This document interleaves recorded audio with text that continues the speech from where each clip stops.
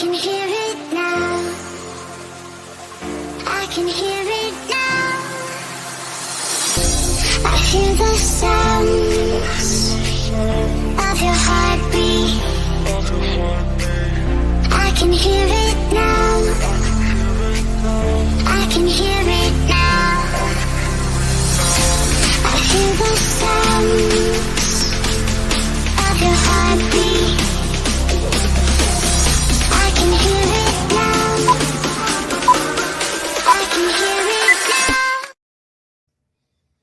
All right. So today we've got Rachel Parker from True North on for a conversation. And the conversation really started out with a post on X, and it was just a link to a story that Rachel had done with Western Standard on why I left the mainstream media. And then there were some comments about Chrystia Freeland potentially being a big part of this. So, Rachel, it's Christmas time. I know you guys have got some family staying with you. Tell them that I greatly appreciate you giving me some of that time, taking it away from them. And yeah, let's not take too much of it. We're going to be shooting for about an hour here. So if you want to give yourself a quick introduction, definitely throw out where people can find you, where people can follow you, and then we'll just hop into the conversation. Hey guys, yeah, so I'm Rachel Parker. I am a writer. I have a podcast with True North in the last year specifically, partly because I have a son now, cute little baby. So I'm not working full time. I've really kind of leaned into the video podcasting space. Just feels like this moment in time, that's what people are really paying attention to and what a lot of people like to consume. So, but I got my start as a writer. Ahead of working for True North, I wrote for the Western Standard.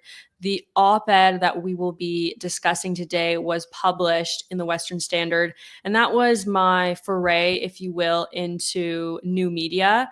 Prior to working for True North and for the Western Standard, I worked in the mainstream or the legacy media. I actually was a reporter in Ottawa and Parliament Hill. I was a part of the Parliamentary Press Gallery. I was always very conservative leaning. I grew up in a very Christian conservative home, and I loved writing and I loved politics. And so, I kind of decided I was going to go to Carleton University for journalism, and I was sure that I was going to be a political journalist. I thought that it would be a perfect fit for me. And during my studies, I just noticed there wasn't a lot of voices on the right in media. We always talk about this idea of media being unbiased, but it isn't really. If you follow a specific reporter that you like, you can typically tell that they have a given leaning. Even papers have sort of an editorial leaning, and they will assign reporters to cover given stories based on that specific paper's editorial position. For example, we all know that the Sun news chains, they lean further to the right. The National Post leans further to the right. The CBC leans very far to the left. The Toronto Star, also known as the Red Star, leans further to the left. So this idea of the news being unbiased, it isn't really true. People follow a given reporter or paper because they like and typically agree with the editorial bent of that paper. And so being in university, I noticed that there wasn't really a lot of those voices on the right. There seemed to be less and less so. And so I thought, oh, that's interesting. I wonder why that's the case. Well, I'm going to go to school to be a journalist, and I'm going to be a conservative voice in media on the right. Graduated in 2019, immediately had an internship at the Globe and Mail's Ottawa Bureau, which I learned a lot from. There's some really great reporters there. Learned from Bob Fife, known kind of in the media circle and the broader political circle as Fife the Knife, because he breaks a lot of big stories that kill political careers. And then from there, I went on to work for a little news outlet called iPolitics, which is a subsidiary of the Toronto Star. Or at least it was. I know there's been some changes over there, so I don't know if they're still owned by the Toronto Star. And it was a really interesting time to graduate because, of course, as you all know, shortly after that, in March of 2020, the COVID-19 pandemic happened, and all of a sudden our offices were closed and people weren't able to go into Parliament Hill, and the whole world kind of turned upside down. And so I suddenly became very challenged in my work, being able to pursue the stories that I thought were important for Canadians, the stories that I was interested in and the stories that I felt really were the issues of our time. And it became apparent to me very quickly that there was a reason that people like me who were, on the right, and I would say that I'm even far more conservative now than I was then, after going through a university as liberal as Carleton University is in the nation's capital, as I'm sure you can all appreciate. I definitely did come out of it being quite a bit less conservative, a lot less grounded than I currently am. And even within that context, I still found myself struggling to be able to follow my conscience in my work. And so, yeah, it just became very apparent to me that there was a reason that people on the right didn't work in the legacy media, and that's just because there's not really a way to follow your principles while working in one of those jobs. And so eventually I left very publicly, wrote this column about why I was leaving. And yeah, it's funny. I know that you have just seen the column for the first time because when I left, I politics, like for a lot of the audience who's listening right now, they're probably hearing about it for the first time. It's not a well-known paper. It's not like the Globe and Mail or Toronto Star. It's much smaller, much lower funding. Typically, they hire younger reporters, and so I had a much smaller profile then than I do now. And it was still, it's still very hard for me. I didn't really want the publicity that came along with publishing a column about my experience in the mainstream media. But I felt I owed sort of an explanation for why I was leaving and what had happened. And to be totally honest with you, I felt that I even owed a bit of an explanation for some of the things that were published under my name because, there had been circumstances where the specific wording of articles had been changed to things that I simply didn't agree with and that I hadn't even given agreement to have published under my name. And so that was very difficult. And I felt I wanted to give an explanation, to people as to why some of those things got published in the manner that they did.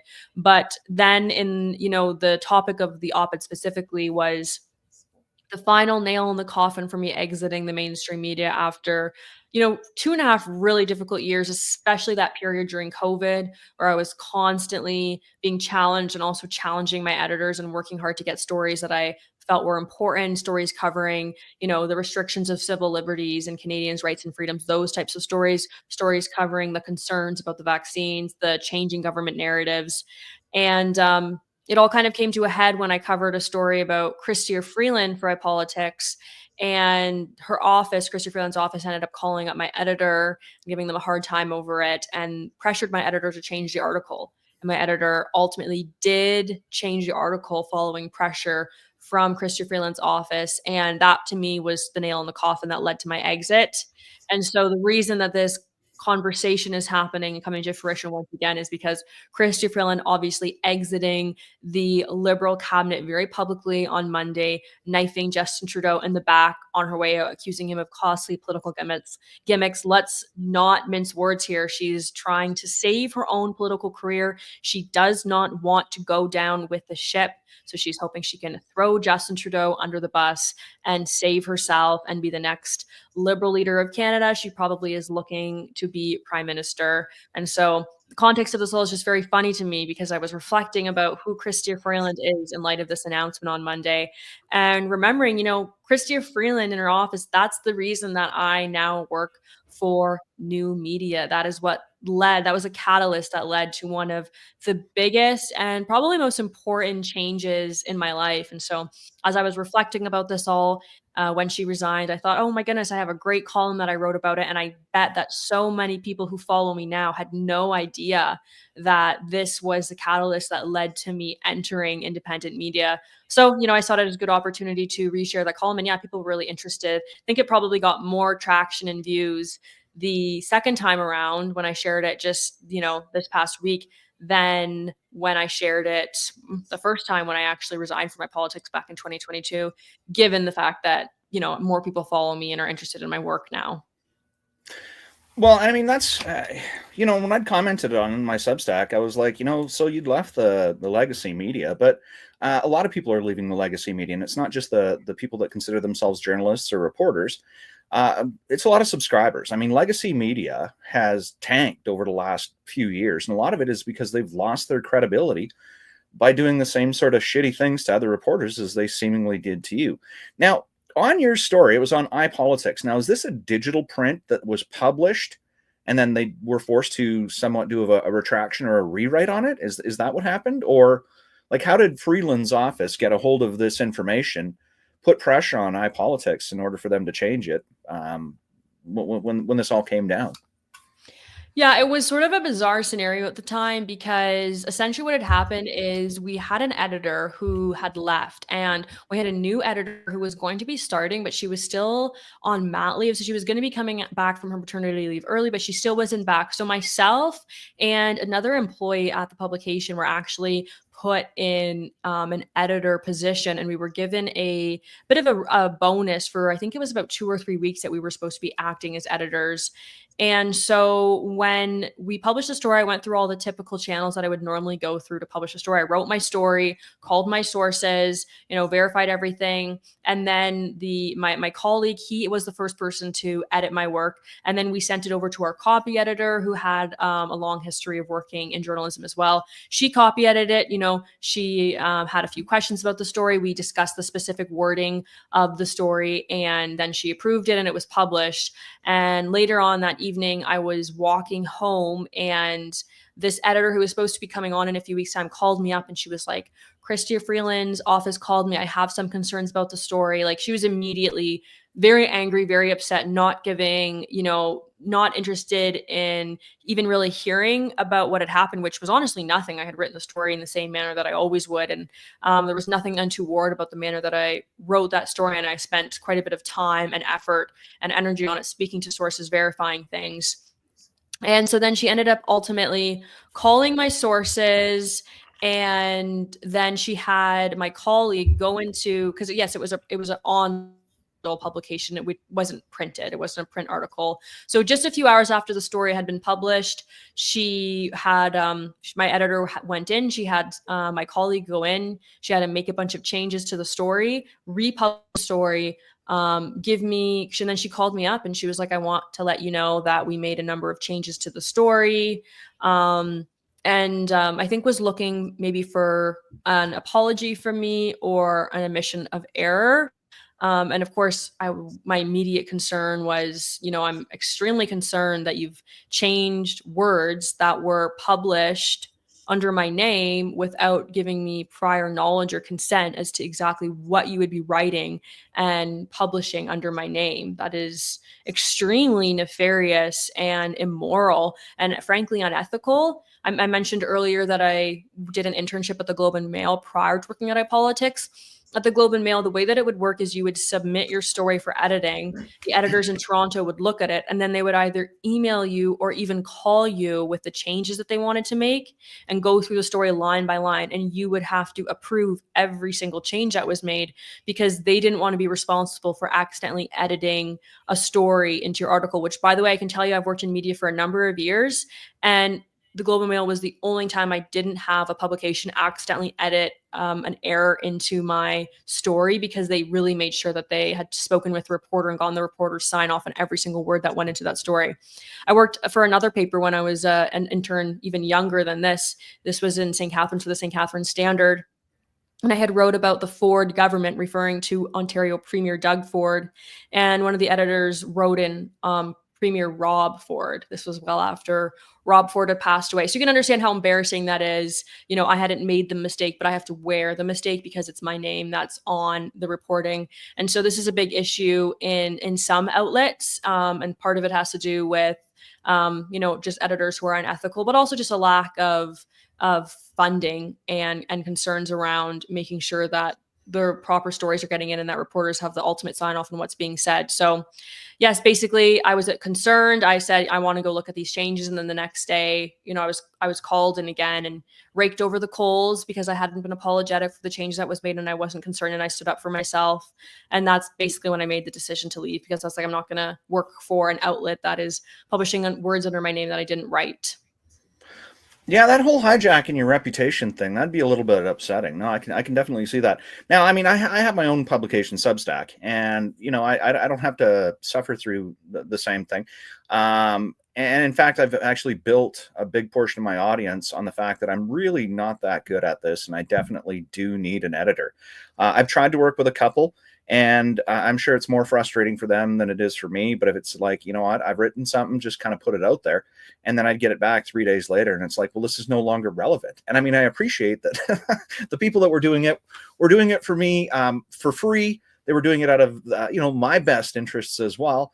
But at the same time, again, I've built an audience based on, if I'm not grammatically correct or if I make the odd hiccup here and there, nobody cares. But if I was to go through and in the same thing, just the simple change of a name from Rob or Doug to Rob, yeah, that you do have to wear that, and especially because it is a more professional paper or publication. It's not your own thing. So yeah, like little things like that, I can see as being frustrating. But at the same time, I can see, the much larger side of things where if they can just basically shred your information, rewrite it under, a different viewpoint, something that's not coming from you. I mean, we all sort of have this persona that we maintain online and maintain in person. And, if something comes out and it's not really from us, then it shifts things. It shifts people's attitudes towards us. And especially in the online communities, we see how fast people can turn on each other, and especially inside of conservative circles. Man, you say the wrong phrase, and I tell you what, it's a light show, right? So it gets a little crazy. But so you moved on from iPolitics, and then you guys moved from Eastern Canada into Western Canada. Did you guys originally hit Calgary first, or did you hit more Central Alberta when you came in and when you were working for Western Standard? Yeah, so I mean, I was just myself at that point. I wasn't married. It was just me. So basically, I joined Western Standard. Initially, I was going to be one of their Ottawa reporters. And then very quickly on, the position opened up at the Alberta legislature in Edmonton. And I had originally applied for a position in Calgary. So they called me up and asked me if I wanted the Edmonton position. And I didn't need to think about it. I just basically said yes right away. Packed up all my stuff in my little 2011 Toyota Corolla and essentially drove across the country. And yeah, I think I briefly stopped in Calgary and met some of my colleagues. Everyone else was based in Calgary at the time. I was going to be the only reporter up in Edmonton. And then, yeah, briefly stopped in Calgary, attended a freedom rally on the Saturday. Freedom rallies were still going on at the time. And I mean, I think they still are. You probably still find them here and there. But I think there was a period there in 2021, 2022 for at least myself. Certainly that was like the weekend activity, was to go to the local freedom rally with whoever you could find. And then I basically headed on up to Edmonton. And this was really the first time I had spent any significant amount of time in the province. I remember as a kid briefly driving through it, visiting the Edmonton Mall, the West Edmonton Mall, which I revisited again as an adult and was not quite as glorious as I remember. And obviously I'd visited Jasper and things before, but yeah, I basically just moved out here knowing very little about the province, even very little about the politics of the province, and not really sure what to expect. And I guess you could say that it worked out for me. Yeah, no, that's cool. And that's when Kenny was still premier, I'm correct? Yeah, I mean, it was the perfect time to move here because Kenny was still premier, but people were very, very angry with him, wanted to remove him as premier. It was really in the height of Take Back Alberta and the efforts to oust Kenny. And so I came in, he was still premier. He was feeling pretty confident in it. I followed him out to Washington, D.C., where he testified at the Senate Energy Committee about ethical Alberta oil and why the United States should import more Alberta energy versus getting it from places like Iran. And basically, I remember flying home the day after I flew home. He had his big campaign event down in Calgary at the racetrack there. I think it's Heritage. I don't remember the exact, like maybe Heritage Park or something. I don't remember the exact location, but he had his big party where he was going to be receiving the results of his leadership review. And of course, him and everyone around him thought that they were going to be totally fine. They weren't, as we know. I believe it was like 54% that he got. So he then had to resign. And then that immediately kicked off the leadership campaign for the UCP leader, but also who would be the next premier. So it was like the perfect time to arrive because there was so much happening and everyone was really engaged. It was kind of like the perfect time to get to know everyone. Because if you think about a leadership campaign, like everybody who follows politics gets involved during a leadership campaign. And so it was like anyone who was anyone was on the scene, and you kind of got to know everyone very quickly and who all the players would be. So, and a really great way to get to know the province as well, because I was traveling here, there, and everywhere for leadership events. Yeah. And like since then, how do you find politics? I mean, we're not in the heart of COVID, and it's not all the battles. There's not all the freedom convoys. I mean, there's still some small things cropping up, like the by-election in Lethbridge yesterday. But how are you finding like Alberta politics now, or do you even really touch on stuff coming out of Ledge that much or as much anymore? Yeah, I don't follow the day-to-day of the Alberta legislature. I basically Alberta reporter for True North for maybe about 2 years, maybe just under 2 years. So I really knew everything that was going on. I was following the legislature closely. And then over the summer, obviously with True North, we lost Andrew Lawton. That was like a pretty big blow for us. And so that kind of gave me an opportunity to start covering national news once again. So I'd say my focus is more national news, and I do a lot of American stuff now, especially covering Canada-US relations with the massive trade war that we have going on right now. There's no shortage of stories with US President-elect Donald Trump trolling Prime Minister Justin Trudeau and the subsequent fallout of that. So I don't follow the day-to-day of the Alberta government too much. I did interview Alberta Premier Danielle Smith on my show, the Rachel Parker Show, recently, which is a video podcast that you can find on True North's website. And I post a lot of the clips to my X account. But even then, it was more of a national focus, more of a focus on what she's doing on with the Americans. I don't follow the Alberta beat as closely, but I do have a sense of it. Obviously, my husband is a big political organizer in the province, and I still talk to a lot of people trying to get like a pulse on the ground. But yeah, I might not follow the specific legislation as closely. I would say that I've been pretty happy to move away from covering Alberta politics, partly because my husband also works in it, and it's just easier to focus on something where he isn't working so closely.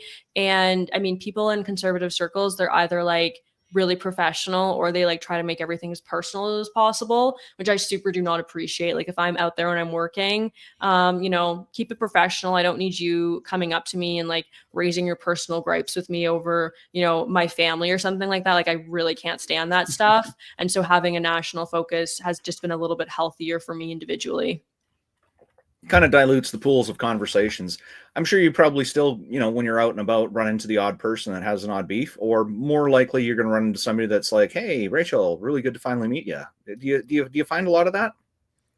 People approach me. It's always positive. I've never had anybody approach me to say, "Oh my goodness, like I can't stand your work. I don't like who you are." I've never had that. I think Canadians are first and foremost very polite and, not too keen to speak your mind. It was actually interesting. I saw a take online. I'm trying to think who posted it.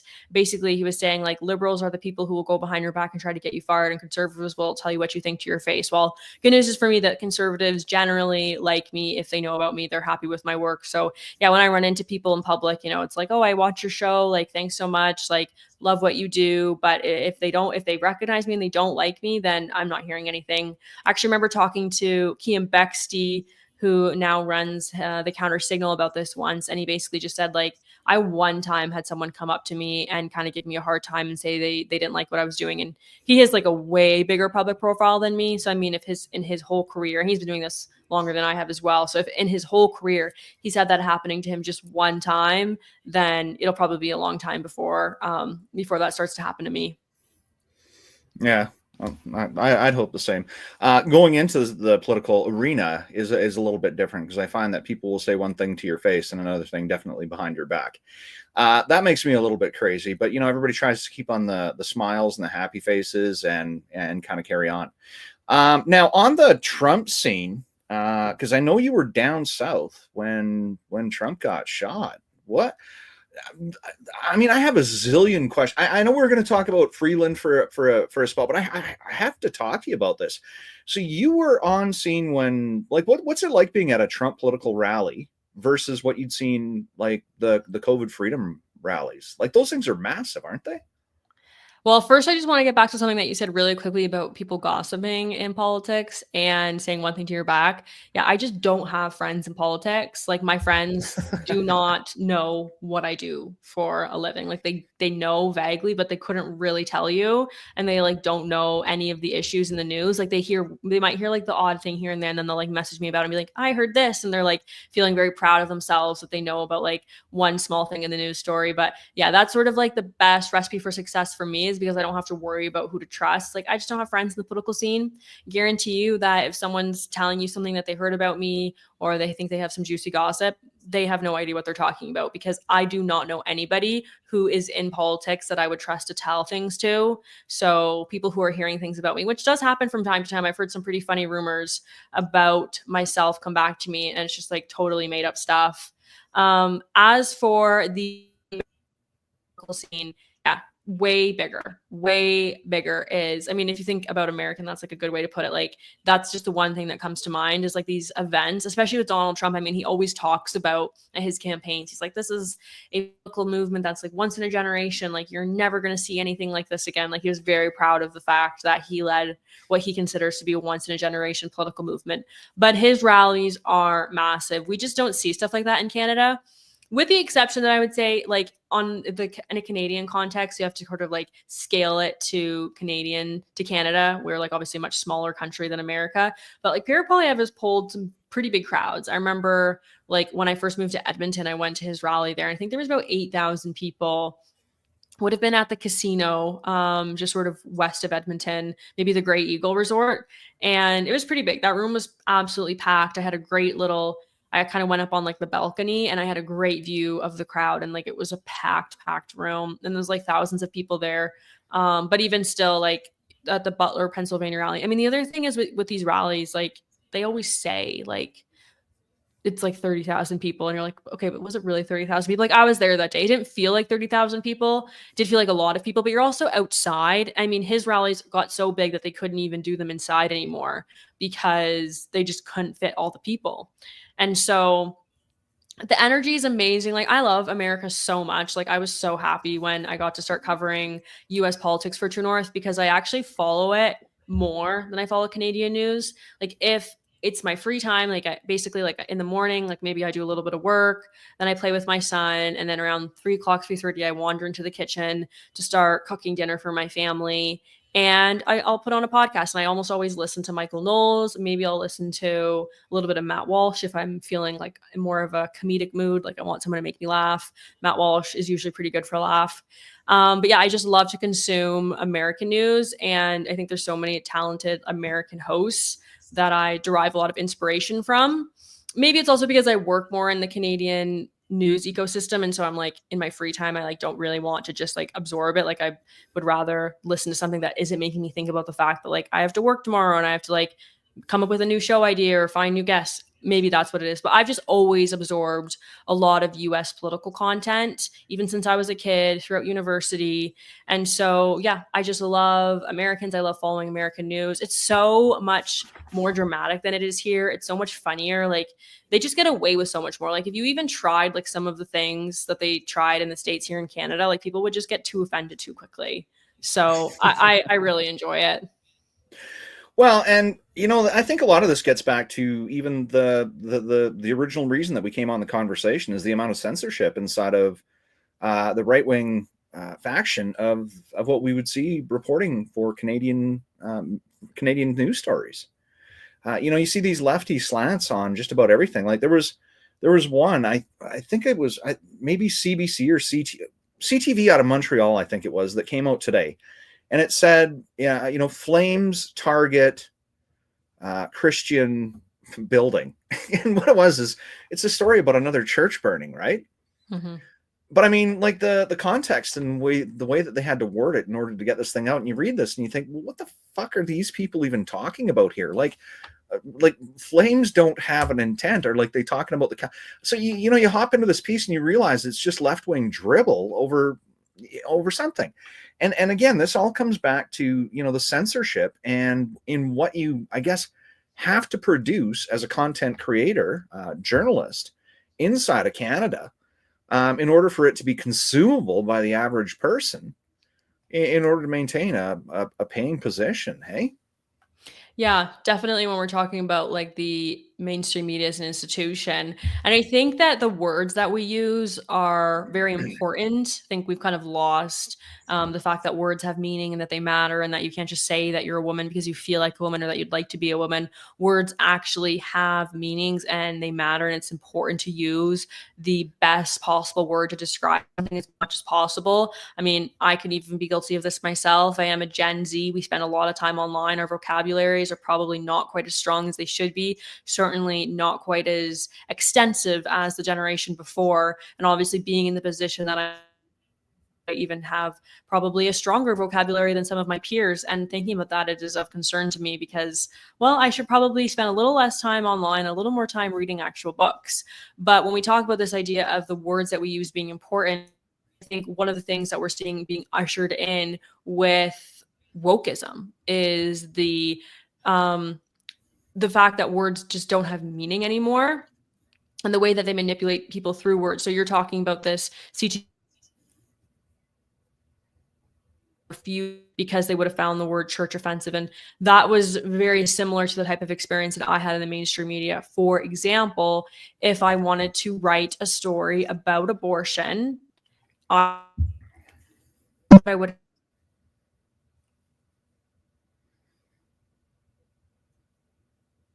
you're cutting in and out there. Are you still with me? I know a lot of you guys are watching this on X right now, and there's a lot of talk about how well Starlink works. I had a brief conversation with Rachel before she hopped on. Sorry, you'd cut out there for a couple of seconds. I'm just going through and kind of explaining your issues with Starlink. So, sorry, you were talking about. Oh, and now we've completely lost her. So that might have been a "what does this button do?" or yeah, no, we're still inside of the timeline. Oh, here she comes. I There just we go. figured let's establish a new fresh connection. Let's do it. Yeah, refresh browser. So the words losing their meaning, and I mean we've seen a lot of that through COVID by what vaccination, what immunity meant. Like they completely rewrote Coercion, that. even like so many people were coerced to take the COVID-19 vaccine. And then they'll say, oh no, you weren't coerced. No one held a gun to your head. It's like, they were forced to do something that they wouldn't have otherwise done if they were threatened with losing their job. They were threatened with not being able to go to work. They were threatened with not being able to go visit their parents in their homes. So no, they were coerced. They were forced to do something that they didn't want to do, but with threats. So one of the examples that I was giving was essentially just when I was writing about abortion, which isn't really a big issue in Canada right now. That's one of the reasons I love following American politics is you still see a lot of really strong social conservatism within America, a lot of people who are anti-abortion and are still really pushing that issue very strongly. But if I was to write about abortion, I would have to describe the people who were against abortion as anti-abortion rather than pro-lifers, and the people who were pro-abortion got to be described as pro-choice. So even just to hear the distinction in the words there, one group is anti, one group is against something, one group is negative, and one group is for something and positive, and they love choice and they want freedom. That's essentially what you're saying with the distinction of those words there. And if I was to write about a group that opposed abortion, my editors would go back in my article and they would sometimes, even without my consent, change it to say a group that opposes women's reproductive rights versus saying, a group that supports life in the womb or a group that opposes abortion. That's what they would write in my article. Again, just a lot of the propaganda that we're seeing on the left and the fact that this was being published under my name without my knowledge or my consent was just way over the line, in my opinion. And it really seems to be like that in the political world. They dictate the terminology. So when you hear politicians talking about toxic supply of drugs, it's drugs that people buy on the streets, and they don't really give a shit that addicts are getting dangerous drugs. What they're trying to do is they're trying to advocate for safe supply provided by the government. And that's what really upsets me is that people don't seem to be able to make those distinctions. And I think that's why publications do that. It's sort of like a training or like dog whistles. And I hate to use that because, the whole micro aggression thing that the left brings up and on these ideas, they're actually true, and it's what they're doing. It's what they're accusing us of doing, the dog whistles, but it's entirely what they do through the way they choose to phrase their content or the wording of their subjects. You know what the best example of this is, I think, and let me know if you can think of a better one, is MAID. Medical assistance in dying, more commonly referred to by politicians and pundits as MAID. MAID doesn't sound offensive at all. Most people are like, oh, MAID. Oh, yeah, helping people at the end of life. And in most people's mind, they have a picture of, a 95-year-old woman laying in her deathbed in a lot of pain, and she's given an injection, so her life ends maybe a few hours or a few days, maybe a few weeks or months earlier than she was supposed to. That's not what's happening. It's healthy people who are killing themselves with the aid of the state. You should at least refer to it as as doctor assisted suicide. The word suicide should definitely be in there because that's really what it is. And it was interesting. I was listening to Michael Knowles the other day, and he was like, this idea of people being in pain, it doesn't really exist, because one thing we have gotten really good at with modern medicine is managing pain. There's almost always something you can take for pain, which is so true. I mean, think about childbirth. It was typically, you hear about it in the Bible all the time, of a woman groaning in the pain of childbirth, and everyone can kind of produce a vivid image of what that's like. Certainly if you have given birth, or if you have been a husband who's been with a wife giving birth, which is most adults. And now you don't actually have to experience that pain in childbirth. You can get an injection so that it can be mostly pain-free. And I know for some women, they say, oh, it doesn't really work. And I myself I choose to forgo it because I have concerns about the injections. But that's not really what doctor-assisted suicide is. It's killing young people. It's killing healthy people. It's killing people who are disabled because, they feel like they're a burden on their families. It's killing people who are poor, who can't afford housing. It's killing people who feel lonely and feel sad, and that there should be a million other things that we're able to do for them before they get to that point. But because we have a broken and lazy healthcare system, offering people suicide comes up on the list pretty quickly. Well, and inside of the province here, I've had a number of my own personal issues with Alberta Health Services and our our medical teams. The information they're able to provide. I've gone through this on a family level, in battling with Alberta Health Services inside of 2 hospitals on behalf of my mother. I'm sure I'm going to go through this again. I did the same thing a couple of years prior, when my stepfather was ill and was passing. It was literally doctor death, and we went through this conversation. They said, we want to take him off life support, but we need to put him in another room. But in order to do this, we have to kind of shut down these machines, and there's a good likelihood that he's not going to make it to the next floor into his room. So I'd sat there with my mother, and we'd had a few other family members around. And so you actually have to go through a conversation with somebody who's lying in a bed, who can't move. He could kind of understand what was going on, to let him know that we've given up on him, and that he's probably going to be dead within the next, short period of time. It was like a 15-minute window for them to unplug the machines, get him into the elevator, get him up to the next floor, get him into a room. Like a 15-minute, let's call it 20 minutes. So we had to go through this conversation with him, my mother bawling her eyes out. We get him, loaded up, and it's just, 2 doctors, myself, my mother, my stepfather in this elevator. Things are going fine. They get him into the new room. They get him hooked back up into the machines, and then nothing happens. So, they said, he's probably not going to make it overnight. So, again, we go through this process where we do the sign off on, everybody's teary eyed and love you. And, all that you go through with a family. And, so we waited for these calls throughout the night, and some family members stayed behind, and I had to take my mother home. The hospital just wasn't conducive to her best mental health and stuff then. So we waited for the call to come middle of the night, and next morning, nothing. So we head back to the hospital, and this goes on day after day after day. So we eventually get to Friday, and then the doctor comes in. He says, his condition hasn't improved, and we don't really want to do too much because it's really just prolonging his stay.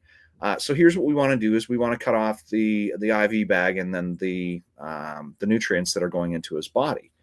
But we want you to kind of talk about this, and we'll come back and let you make the decision. So I'm sitting there with his sister and her husband, with my mom, my sister, her husband, and I said, like, did you just hear what this fucking guy said to us? And everybody's like, no. I said, because he didn't die yet, they now want to cut off his food and his fluid. And they said, no, that's not what he said. I said, no, that's exactly what he said. So we flagged a nurse, and I said, this is what the doctor said. And she goes, yeah, that's right. So they said, okay, well, we're going to finish discussing this. So she walks out of the room, and my family was, what? Like, what are we doing?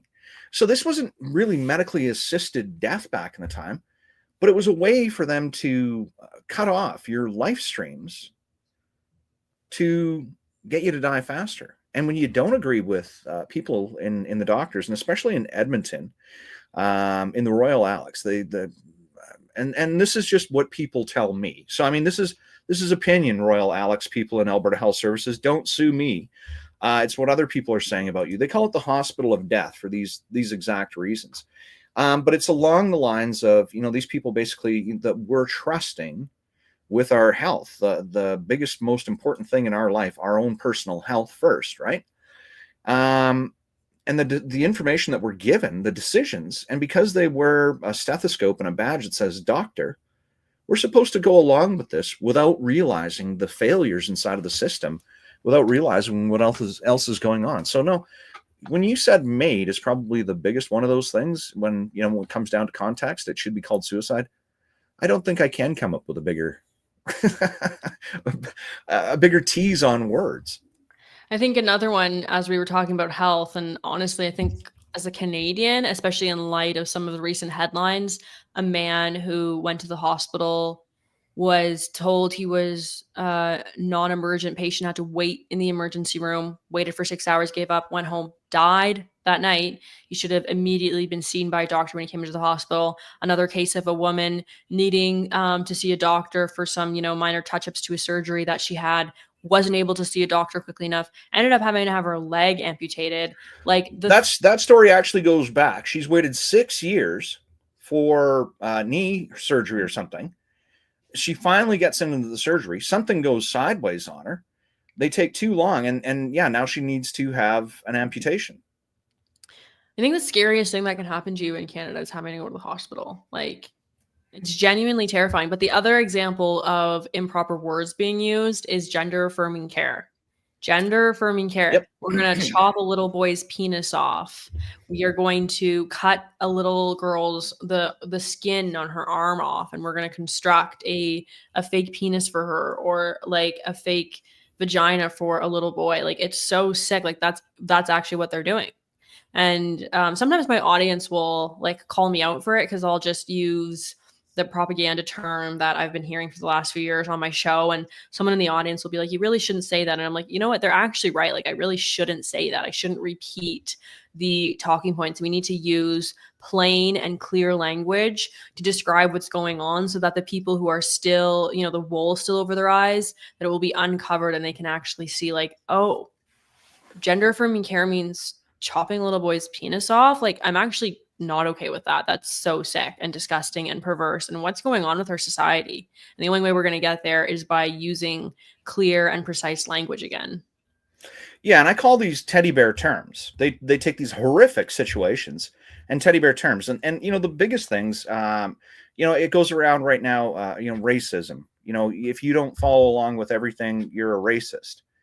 You're supposed to be pro-globalism, or you're supposed to be more inclusive, and we're looking forward to more diversity. Well, Canada right now is screaming out in large numbers. I think it's the polls are at 60% for Justin Trudeau to resign, because Canada's had its share of diversity. we're not getting along with it very well.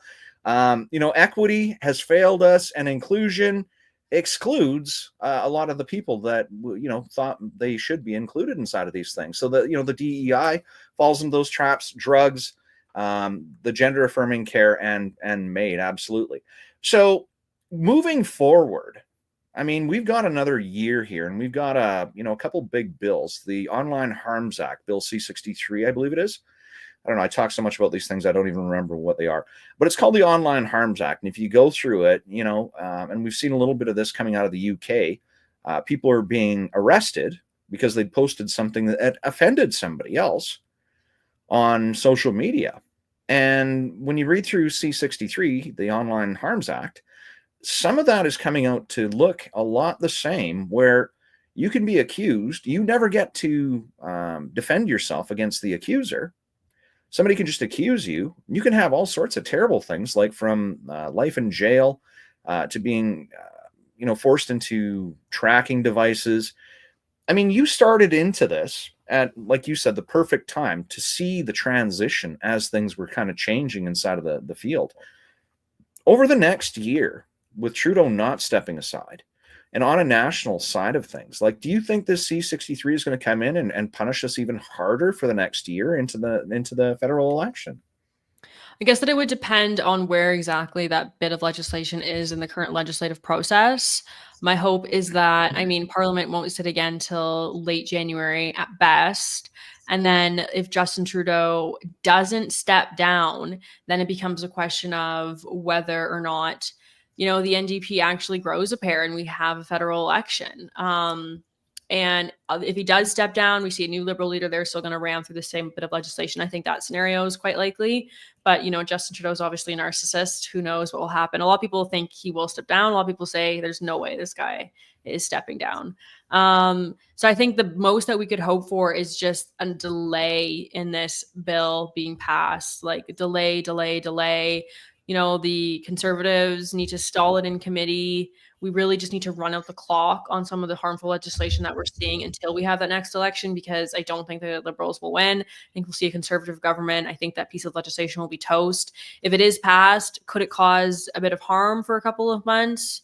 Yeah, absolutely. I think they are going for full damage. I think that the Liberals have really lost the pulse of the people, of the Canadian people. And so what we're seeing from them now is just disingenuous and bad faith attacks and negativity to, try to drum up support for themselves by creating fear. They're trying to cause fear and division to drum up support for themselves. And I think this has worked for Justin Trudeau in the past. And it obviously hasn't been working for about 2 years now, but it hasn't stopped him. I mean, that's why we saw another order in council passed to ban even more firearms. And he also heard that insane piece of Liberal propaganda: we're going to take your firearms and, we're going to send them for the Ukrainians to help aid in the fight against Putin.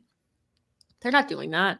These firearms are not being used in Ukraine to help fight against Russia. Like, the joke is that everyone's like, the Ukrainians will open up a barrel and they'll see a bunch of hunting rifles in there. But we're seeing that for two things. One, because Justin Trudeau wants to drum up fear and division so that he can rally up his base to support him, because he's going to get rid of all the guns and he's going to end the firearms problems that we're seeing in Canada, of course. And because he's showing support for Ukraine. And if you don't want to send your firearms to Ukraine, well, then you must be a pro-Putin agent. That's what he's doing with that propaganda. And it's just not working anymore. Canadians have seen through, we're tired of it. It's not what Canadians are concerned about. As you mentioned, Canadians are rightly concerned about our high levels of immigration. They're concerned about the high levels at the grocery store. They're concerned about the wait times at hospitals, in some cases overcrowded of schools. And yes, I get that schooling and healthcare is a provincial jurisdiction, but our provinces are not the one dumping all these people into the country. They're just not. And ending the immigration, slowing it down. I know a lot of Canadians want to curtail it for a few years and then bring it right back up again. I think we really need to look at curtailing it, lowering the number of immigrants for years and years, decades to come, until we figure out what's going on here, figure out actually what Canada is going to be what it means to be a Canadian, what our morals are here in this country. I think we've brought in so many people from different countries who have different morals, different standards, different religions. As you mentioned, it's just not working anymore. People are not getting along. We've all seen the riots in the streets. And so we need to take a beat and figure out what does it mean to be Canadian, and let's move forward from there. And on those, like, I think a lot of the division is caused by the left, because if you look at people that are coming in from other countries, there a lot of these from a lot of different countries, they're actually coming in with a stronger sense of traditional family and conservative values, but just have a different religion or a different language as the initiator. And the whole idea behind the liberals is to keep us all divided inside of sex, instead of actually allowing us to be somewhat of a melting pot. Like we really force this idea of a mosaic instead of the melting pot, where we don't force the integration. We're actually forcing people to be diverse, but inside of their own community, like the mosaics have set up. So and again, this is just walking inside of these political circles. What I'm seeing is people from Indian communities, people from the African communities, people from the Caribs, Chinese, those Asians. When you look at their traditional family values, they actually go closer to a time when I was a child and growing up. They're very protective of their families. They're very conservative minded. And again, they don't have the same religion, maybe not speak the same languages, but on what you're saying, and I don't disagree, we need to curtail, we need to rein this all in, and we need to figure out a pace at which Canada does need to grow, get our economy back to where we can actually encourage that through our own ergonomic growth, before we start looking at the outside factors. Why do we need this many people? Why do we need this sort of growth? And if it's on labor shortages in certain places, then let's have those specific conversations. But Calgary and Edmonton and Red Deer and we're seeing small towns in Saskatchewan, in Ontario, in Manitoba, that are actually being bought out by ethnic communities. And these are small towns. And I think that's for a couple of different reasons. One of it is because they are looking at, sort of these conservative ideas that we have. The other thing too is because they're more cost effective. You can't go and just buy a franchise in the middle of downtown Ottawa anymore for $150,000. You need millions in the bank. Tim Hortons are all bought out already, right?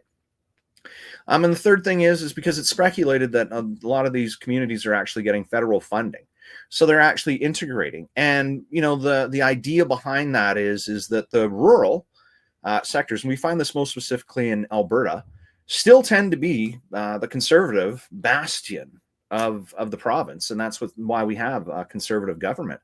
Because if it wasn't for rural Alberta, I mean, with David and the work that he's done inside of the communities, the traveling that he's done throughout the province, if it wasn't for rural Alberta, we'd be an NDP province right now. Imagine what that would look like, right?